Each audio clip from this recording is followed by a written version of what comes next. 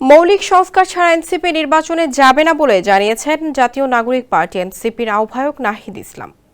তিনি অভিযোগ করে বলেন, মাঠ প্রশাসন বিএনপিকে সহযোগিতা করছে। এই অবস্থায় নির্বাচন সম্ভব নয়।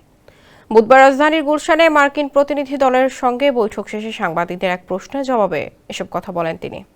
এনসিপির আহ্বায়ক বলেন, মার্কিন কূটনীতিকদের তারা বলেছেন, মৌলিক সংস্কার ছাড়া নির্বাচন হলে সেই নির্বাচন গ্রহণযোগ্য হবে না।